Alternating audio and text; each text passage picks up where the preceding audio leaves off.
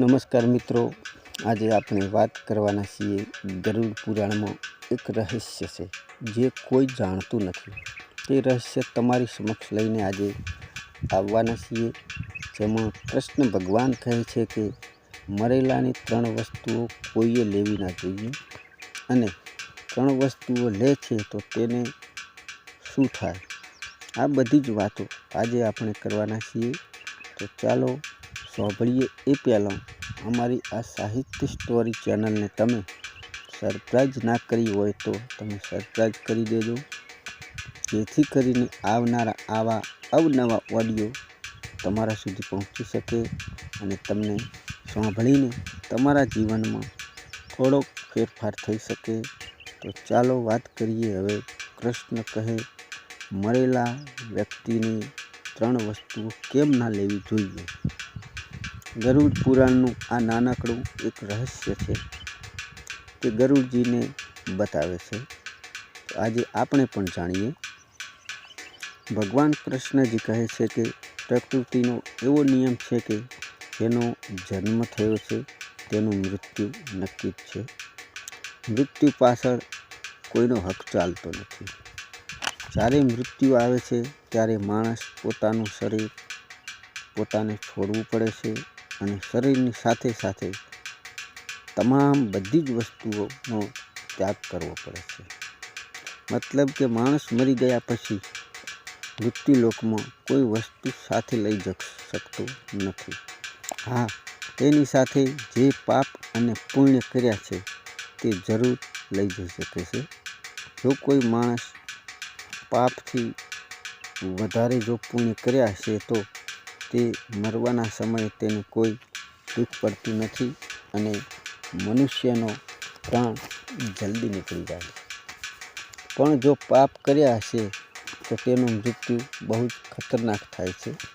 તેને મરવા માટે મતલબ કે જીવ કાઢવા માટે બહુ દુઃખ પડે છે, અને યમરાજાના દૂત પણ તેને કોઈ મદદ કરવા આવતા નથી, અને તેને દોરડાથી બાંધીને માણસને યમલોક લઈ જાય છે. અને યમલોકના માર્ગે જતાં યમદૂતો તો પણ તેમને ખૂબ જ દુઃખી કરે છે, અને મનુષ્ય કાયમ ગાળે પાડતો જ હોય છે.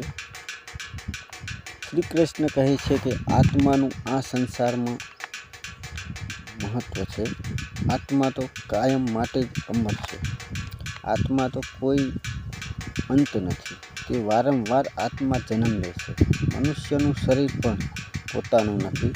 તે શરીર ભગવાનને ભાડે કરેલું હોય છે. તે શરીર પણ એક દિવસ પંચતત્વોનું પડી જાય છે.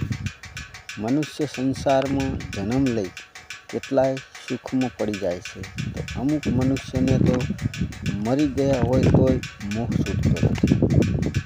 એટલે તો કૃષ્ણ કહે છે કે જેની મોહમાયા મનુષ્યને છોડીને ના દે ત્યાં સુધી મનુષ્ય પૃથ્વીલોકમાં અલગ અલગ જન્મ લઈ ભટકતો રહે છે. એટલો બધો મનુષ્ય મોહ હોય છે કે તે મૃત્યુ બાદ પણ પૃથ્વીલોક ઉપર ફરવા જાય છે. મતલબ કે તેને આપણે ભૂત કહીએ છીએ. ભગવાન કૃષ્ણ કહે છે કે જે કોઈ મનુષ્યનું મૃત્યુ થઈ જાય તે પણ પ્રેતયોનીમાં ભૂત બની પૃથ્વીલોકમાં ફરવા આવે છે, અને પોતાના પરિવારને દુઃખો આપવાનું શરૂ કરે છે. ઘણી ખરી વસ્તુઓ મરી ગયેલાની પણ તમે વસ્તુઓ યાદગીરી માટે પોતાની પાસે રાખે છે, અને તે વસ્તુઓનો ઉપયોગ પણ કરવા આપણે શરૂ કરી દઈએ છીએ. પરંતુ ગરુડ પુરાણના માધ્યમથી કહેવામાં આવ્યું છે કે મરેલા માણસની કોઈ વસ્તુ ઉપયોગમાં ના લેવી જોઈએ, કારણ કે તે વસ્તુઓની સાથે તેનો જીવ થોડો ઘણો ત્યાં ચોંટ્યો હોય છે, અને તે વસ્તુઓ જે મનુષ્ય ઉપયોગ કરે છે તેના જીવનમાં ખૂબ જ મુશ્કેલીઓ અને કષ્ટ દુઃખ ઊભા થાય છે. જે મૃત આત્મા તેને અલગ અલગ પ્રકારથી તેને દુઃખ આપવાનું શરૂ કરે છે. એટલા માટે જ કોઈ પણ મનુષ્ય મરી જાય પછી તેની દરેક વસ્તુઓનો નાશ કરી દેવો જોઈએ, અને તમારે કોઈ પણ વસ્તુઓનો ઉપયોગ કરવો ના જોઈએ. જો તમે ઈચ્છો તો તેને નદીના પ્રવાહમાં તેને પ્રવાહિત કરી શકો છો. જો તમે મરી ગયેલા મનુષ્યની પ્રિય વસ્તુઓ જો તમે દાન કરશો તો તે તમારા જીવનમાં લાભ થશે. ગરુડ પુરાણમાં આવી 3 વસ્તુઓ બતાવી છે કે મનુષ્યને 3 વસ્તુઓનો ઉપયોગ તમારે કોઈ દી તમારા જીવનમાં ના કરવો જોઈએ. જો તમે વસ્તુઓનો ઉપયોગ કરશો તો મનુષ્યનો આત્મા આ પૃથ્વીલોકમાં ભટકવા પાછો આવી જશે અને મૃત શરીરવાળાને કોઈ દી મોક્ષ મળતો નથી અને તેને બીજું શરીર પણ ધારણ કરવાનો મોકો મળતો નથી. કૃષ્ણ કહે છે, જે કોઈ મૃત્યુ પછી જો કોઈ મનુષ્યને ભૂત યોનિમાં મળે તો પોતાના જ પરિવારનું પહેલું દુઃખ આપવાનું શરૂઆત કરે છે. એટલા માટે તેની દરેક વસ્તુઓનો ઉપયોગ ના કરવો જોઈએ. તો ચાલો હવે જાણીએ કે મરેલા વ્યક્તિની 3 વસ્તુઓ જે કોઈને પણ તમારે ઉપયોગમાં ના લેવી જોઈએ. પહેલી વાત તો મરી ગયેલા મનુષ્યનો ફોટો તમારા ઘરમાં ક્યાંય લગાવવો તે વસ્તુ જાણીએ. શાસ્ત્રોના પ્રમાણે પૂર્વજોના ફોટા અને ચિત્રો પણ લગાવવા જોઈએ. તેના ફોટો બનાવવા જો ત્યારે ક્રોધિત ના હોવું જોઈએ, દુઃખી પણ ના હોવું જોઈએ. જ્યારે તમે તે ચિત્ર કે ફોટો જુઓ ત્યારે મનમાં સદાય શ્રદ્ધા પ્રગટાવવી જોઈએ.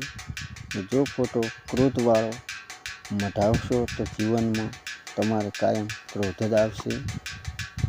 ધ્યાન તમારે રાખવાનું છે કે તમારા પૂર્વજ આ સંસાર છોડીને ચાલ્યા ગયા છે. હવે તે નથી ભગવાન કે નથી મનુષ્ય, પણ તેમનું સન્માન તો તમારે રાખવાનું જ છે. પણ તેમની ફોટા પાસે ક્રોધ તો કોઈ દી પ્રગટ કરવો ના જોઈએ. ન કે તે પૂર્વજો દુઃખી થાય અને તમને પણ દુઃખી કરે છે. સમય કોઈને પણ સારું કાર્ય ના કરવા દે.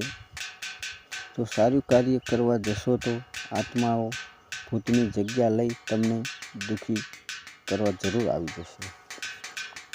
પૂર્વજોના ફોટા કે પૂતળા ઘડેલા તમારે તમારા મંદિરના ભાગમાં ના મૂકવા જોઈએ. અને જો તમે ભગવાન પાસે પૂર્વજોના ફોટા રાખશો તો ભગવાન તમને દુઃખી કરશે અને તમારા પૂર્વજ પણ કાયમ માટે દુઃખી રહેશે. જો કોઈ મનુષ્યનું અચાનક મૃત્યુ થઈ જાય તો તે પ્રેત યોનિમાં જન્મ લઈ તમને હેરાન કરવા માટે આવી જાય છે અને તે આત્મા પૃથ્વીલોકમાં ભટકે છે. જ્યાં સુધી તેની પૂજા નથી કરતા ત્યાં સુધી તે પોતાના પરિવારને કાયમ માટે દુઃખી જ રાખે છે અને નવા નવા દુઃખ તે ઊભા કરે છે. અને પિતૃપક્ષમાં તેમનું શ્રાદ્ધ પણ ના કરવું જોઈએ. ફોટા હંમેશા ઉત્તર દિશામાં લગાવવા જોઈએ અને તેમનું મોઢું દક્ષિણ દિશામાં હોવું જોઈએ. આ સિવાય કોઈ પણ દિશામાં ફોટા લગાવશો તો અશુભ ગણાશે. ખાસ કરીને ઈશાન ખૂણામાં પિતૃના ફોટા ભૂલથી ના લગાવવા જોઈએ. પૂજા વિધિ પણ દક્ષિણ દિશામાં જ બેસીને કરવી જોઈએ. ધ્યાન રાખજો કે મરેલાના ફોટા આગળ તમારા ફોટા કોઈ દી ના જોડવા જોઈએ. તમારે ઊંઘોવાળા રૂમમાં અને રસોડાના ભાગમાં આવા ફોટા કોઈ દી ના લગાવવા જોઈએ. તો હવે ચાલો જોઈએ કે કઈ વસ્તુઓનો ઉપયોગ તમારે ના કરવો જોઈએ. તો પહેલી વસ્તુ તો એ છે કે મરેલા વ્યક્તિના કપડાં કે જે લુગડાનો ઉપયોગ તમારે કોઈ વ્યક્તિને આત્મા સાથે એનો આત્મા ભળેલો હોય છે એટલે તે કપડાં કોઈ દી તમારે પહેરવા ના જોઈએ. અને મરેલા વ્યક્તિના બધા જ વિચાર તમારામાં આવવા માંડે. જો તમે કપડાં પહેરો તો જે મરેલાના વિચાર હતા તે તમારા મગજમાં ભમ્યા જ કરે છે. એટલા માટે મનુષ્યએ જે કપડાં હોય તે દાનમાં આપી દેવા જોઈએ અને તેને શાંતિ મળે એવું કરવું જોઈએ. બીજી વસ્તુ હતી કે ઘરેણાં. ગરુડ પુરાણમાં કહેવાય છે કે જેમ કપડાં ના પહેરવા જોઈએ તેમ ઘરેણાં પણ પહેરવા ના જોઈએ. મરેલા મનુષ્યને લુગડા કરતાં ઘરેણાંની મમતા ઘણી હોય છે. કેમ કે દરેક વ્યક્તિ સુંદર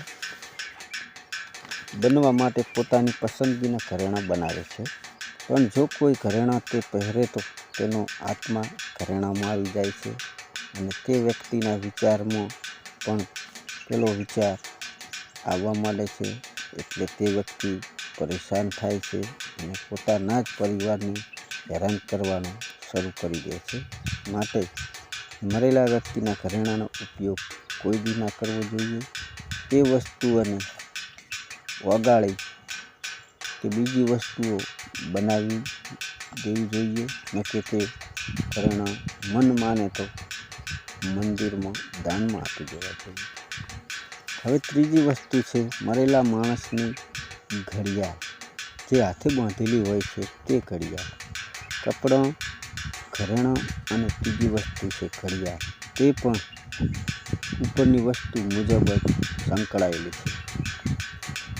આ વાત ઘડિયાળની કોઈ શાસ્ત્રોમાં લખ્યું નથી, પણ વાતો પ્રમાણે અનેક જ્યોતિષ શાસ્ત્રો બતાવે છે કે ઘડિયાળ તેની સાથે હરપળ જોડાયેલી બાંધેલી હોય છે અને તે પોતાનો સમય નિર્ધારિત બતાવે છે. એટલા માટે તેના મૃત્યુ પછી પણ તેના સમયનો પણ અંત આવી જાય છે. એટલા માટે મરેલા વ્યક્તિની ઘડિયાળનો ઉપયોગ તમારે ન કરવો જોઈએ, તેને દાનમાં આપવી જોઈએ. માટે ઘડિયાળ પણ ભારની રૂપે કોઈના બીજાના હાથમાં ના બાંધવી જોઈએ. તે ઘડિયાળ લોકોને દાનમાં આપવી જોઈએ. જો વિડીયો સાચો લાગ્યો હોય અને સારો લાગ્યો હોય તો આ વિડીયોને તમે બીજાને પણ શેર કરી શકો છો. જય શ્રી કૃષ્ણ.